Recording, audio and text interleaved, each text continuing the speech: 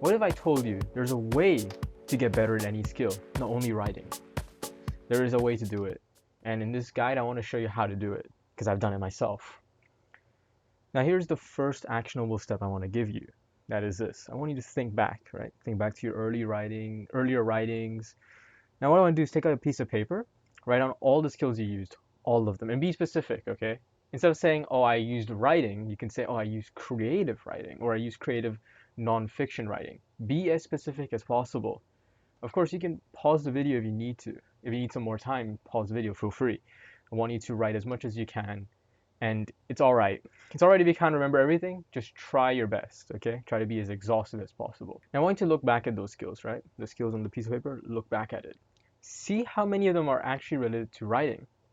Chances are, if you wrote everything down, some of them are not actually related. I want you to circle them. Circle them in blue, red, whatever. Just circle them, okay? All right. The skills you circle, the more you circle is actually better because they will supercharge you in anything you do. And of course, in this guide, I want to show you how to get better at anything, and it's through those skills that you circled. All right. Let me give you some background for me. All right. My background is programming. I program full stack web apps. I've done public speaking. I've also done graphic design, and now I'm experimenting with writing. In school, my writing was horrible, mainly because I did argumentative essays. I not really do creative writing because to me, creative writing was very abstract. As someone who came from programming, I was very logic based. So when I was doing argumentative essays, it was relatively effortless. Why? Because there's a simple format. Do you agree? Why or why not? What's the evidence? And conclusion, that's it.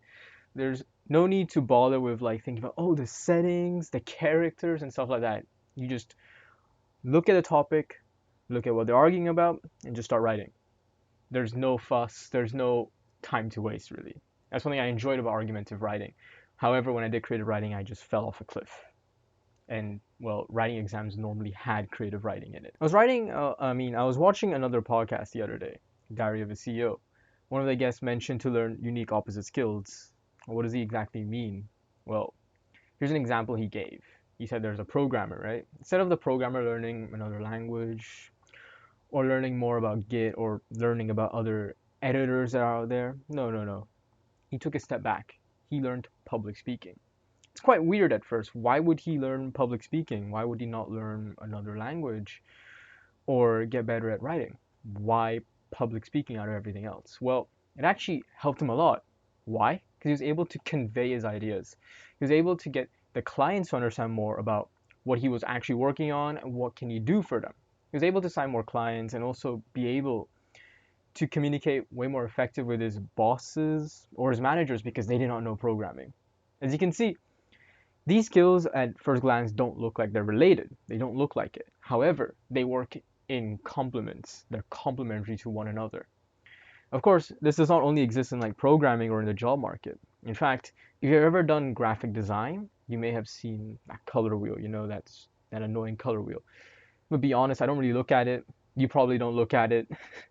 As for me, I just go to color palettes, flat UI colors, just take a color palette that I like, or just eyeball colors. I know I'm a monster sometimes. But in color theory, there's something called complementary colors. Okay?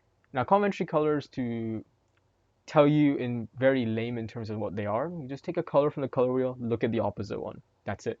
Nothing too special, nothing too fancy, all right? That is complementary colors, which is quite interesting that they named it complementary colors and not opposite colors. Of course, some examples of complementary colors is red and green, orange and blue. These are some complementary colors right there. So if it appears in two different fields, right? Two different, completely different fields, writing and color theory and graphic design, why can't you apply it? It's the real question. Why can't you apply it? If it appears in other places, surely it must work. It must be applicable here. All right? Now here's your actionable step number 2, right? The step that I want you to do. Before I tell you more information, with the information I just told you, go back to the skills that you wrote on that piece of paper. Now find the ones that are opposites to one another, okay, and mark it. For example, if you write programming and creative writing, okay, programming and creative writing are opposites, really. Programming is more about logic-based. There's a framework. There are standards and conventions that you must follow, whereas creative writing is just whatever. It's your imagination that limits you, really. You can mark them down with one, or you can mark them with symbols. You can draw a triangle, whatever works. Just mark them, okay? You don't need to be 100% correct about this, okay? You don't need to be 100% sure, oh, they're actually opposites. You don't need to. If you believe they're opposites, just go with it. Just triangle, put a triangle around it, circle it, whatever, okay? You can take your time, pause the video if you need to, all right? Now let me talk about different skill sets in writing. Let me go to writing, okay? Go back to writing. Since this concept is new, let me give you some skills at first glance, they don't really look linked, okay? They don't really look that linked, but if you look closer, they're like, oh, yeah, they're actually definitely linked. Here are some examples, all right? Visual arts. In VA, you basically just draw and color whatever you want. How is this helpful? Well, you want to describe a scene, you can use some of the terms found in VA to make your scenes way more vibrant and more alive.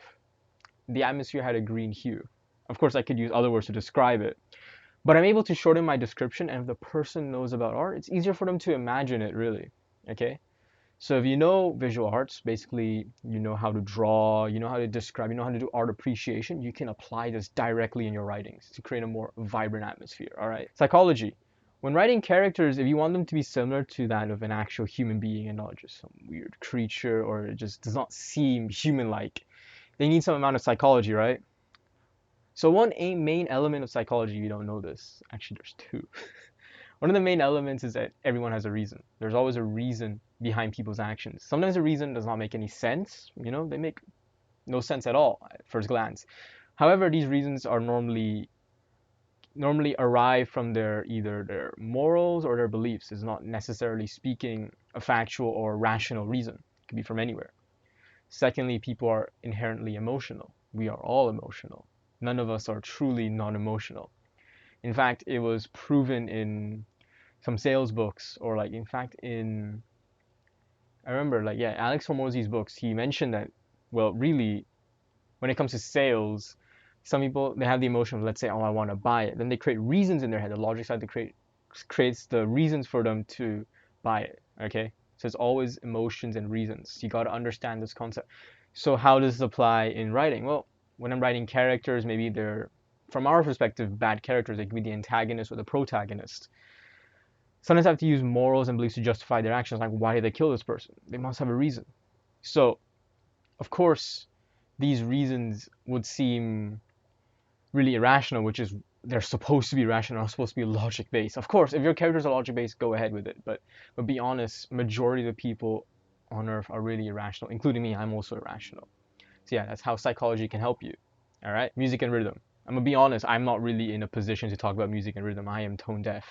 If you have done, you know, Yakuza, they're karaoke. They have these karaoke mini games, and I would get 0 or I get tone deaf. Like I would be really bad at most music games or rhythm games, except Muse Dash, because Muse Dash was really just felt like an FPS to me. Controversial opinion.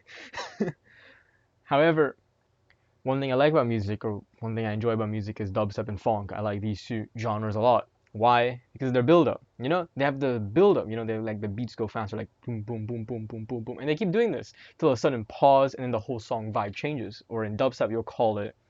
In dubstep, it will be called the drop, or in funk, you'll also be called the drop as well. When the drop happens, everything changes. This can be used in writing. Like in my earlier videos, I mentioned about the short and long sentences, the difference between them two, and how you can combine them together to create better writings. You could combine this with music and rhythm as well. You know, you can use the short sentences, as I mentioned before, to build up rhythm, build up pace, just like in music. And when you want to drop or create like a very strong drop, you can use long sentences, just like that in music. As you can see, at first glance, music and rhythm does not really look like it's related to writing, because music and rhythm are your ears. They're not vision, you're not reading anything. But however, if you look more closer, you can see they're definitely linked in some way or shape or form. Okay, last one. Improvising and acting. In acting or in drama club, if you've been in drama club in your school, you have to create your own dialogue, right? You have to use your own body and voice to make a dialogue more vibrant. Like when you have to do a character that's very angry or is very angry at someone, you would show them, they'll be stomping their foot, right? They'll be stomping their foot. They'll be like, hey, they'll say in a very angry tone. They'll start shouting, you know?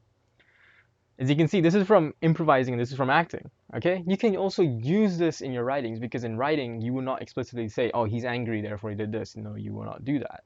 Okay? Maybe in the plot you will, but plot is a whole other different video. This is writing. Instead, you would not tell, you would show. It's a fundamental thing in writing. Again, you can use stuff that you learn from acting to help you out here. As you can see, there's a bunch of different skills and they all can be used in writing. Even if they're not directly under the umbrella of writing, they can be used with it. Some of them are in fact opposites. For example, psychology and writing are not really linked at first glance. We need to look closer, or even music and rhythm, which is music and writing, which is clearly opposites. They look opposites because they feel like they're not related, but they are. Of course, here's another step 3, because I gave you so much information. I gave you a bunch of information. I want you to be able to consolidate it with your own. I want to make sure that you can actually remember these information. So of course, back to your paper full of skills. Skip a few lines down. Skip a few lines down. Write on skills that you want to learn. Okay? Now these skills can be stuff that was on your mind in the past week, the past month, or something that you really want to learn, or you've been fantasizing about. Maybe in your visions, you'd be like, oh, I can skateboard really well in my visions or my dreams. Then learn it, okay? Just write it down. It can be anything, okay? It's not a must that's under the umbrella of writing. Anything. Doesn't matter. Just write it down, okay? Pause if you need more time. You may be asking me now, how do you link random skills to writing? Because I just told you earlier, write any skill that you want to learn. Well, this is the fun part. You need to learn, actually. What do I mean? To link skills together, you need to know a lot about both topics, okay? You need to understand in depth and more detail about both topics. Now, there's not really a limit to this. Actually, there's no like minimum limit to being able to link skills together. Some it can be done like immediately. In fact, when you just look at it, you can be, oh, it's related to this. You can look at it at first glance. However, it's a skill as well. Linking knowledge together is also a skill and it will take time. But however, over a few times that you do this, you get better at it. Of course, I want to help you out speeding up this process. So I've actually developed 3 questions, just 3 things you can ask yourself, and this will help you immensely in linking knowledge together or linking skills together. It can be used for both. First question, how does this help me? Second, why should I use this? Third, have I seen this elsewhere? Okay, these 3 questions. A couple of days ago, I had to learn about robot operating system, or ROS. So basically, it's just an operating system used by robots to do robot things. Okay, like taking over the world. You know, that's ROS for you.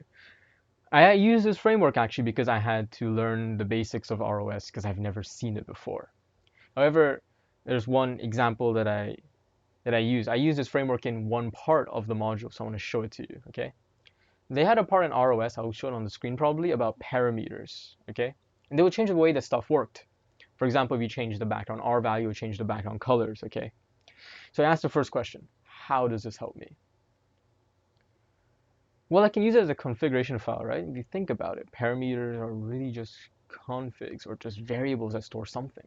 Changing them would change the way the app would behave, so it kind of is a configuration file, is it not? Okay, second question. Why should I use this? There's lots of reasons why I should use parameters. Maybe because they're the industry standard. Like if it's in the documentation, it's listed as one of the core fundamentals, of course I gotta use it. Okay, there's not much of a reason why I shouldn't use it. There's more of a reason I should use it, so that when other people work in my projects, when they look at my projects, they can understand better as to what these are, what are parameters. And also, they are integrated directly into the SDK. I don't need to do any custom program. I don't need to make anything custom. I can just use it out of the box. It's amazing. Third one, very important. Have I seen this elsewhere? Thought about it for a while, and I was like, I have seen this elsewhere. Where? You won't guess it, Minecraft. In Minecraft, when you change the game mode, you use /game mode creative, or when you're changing the game rule, especially this is where I made the connection, the game rule part, game rule keep inventory true, kind of is a parameter if you think about it. Game rules are basically stuff that if you enable it on or off, or if you set the tick speed, it affects the way the game behaves, the way the world behaves, right? So it kind of is a configuration, just like parameters. They're both configurations. So definitely, I have seen this elsewhere. I was able to link it with Minecraft. That's how I'm able to remember it. Like I did this yesterday. At the time of recording, I learned about ROS yesterday. I still remember it. I remember distinctively parameters because I linked it to Minecraft. All right. This is how you link knowledge together, but you can also use it for skills. When you start learning skills, you're actually learning knowledge, right? When you learn knowledge, if you're able to connect this knowledge to other pieces of knowledge from other areas, you're basically linking the skills together, okay? Just use those 3 questions, right? How does this help me? Why should I use this? Have I seen this elsewhere? Just use them and you'll be able to link it. Now, of course, you don't need to be 100% factually correct. It's not a must to be correct here. If they seem correct to you, if to your own eyes, to your own brain, seems reasonable, go ahead, okay? You don't need to Google anything. You don't need to Google that it's actually correct. You don't need to. If you feel like it's correct, then it's correct. That's it. Don't overcomplicate it. Okay? Lastly, we're actually near the end of this guide. This guide is not that long. But I want you to when you leave this video, I want you to be able to take away some stuff. Okay? I want you to be able to have a new sense of perspective so that you can not only improve your writing, but get better in other skills as well. Okay? Before you go, and that is, well, I want you to do this after you're done with the video, of course. So of course you can do it right now if you want to. Go to Google or YouTube and search the skills you want to learn. For example, you want to learn skateboarding, just search skateboarding for beginners, okay? Watch the video, right? Watch the video, like for example, when they skateboarding, just watch it and try it out. Of course, you can start small. You don't need to be very grandiose with your first try. For example, with skateboarding, just put one foot on the skateboard and that's it. Or you can stand on the skateboard, okay? Just do this once a week, okay? Just do this once a week. Small steps, okay? Okay, just some small steps. Try out the skill, try learning a little bit of it. You don't need to learn that much. And again, use those 3 questions. Keep repeating those 3 questions in your mind when you're learning something new. And eventually, right, you're going to link that skill or that knowledge to other parts, other knowledge in other domains, to link them together, right? If you do this for a month, I guarantee you make at least one connection. One connection you'll make. Maybe for some people, it might be 3 connections, 30 connections, 50 connections. The more connections, the better. Not only will you end up remembering this, but you can also learn how to apply it in other places, how to apply it in your projects, how to apply it in your writings, so you can make it way better. All right? And as always, I'm reading your writings from afar, and I'm rooting for you.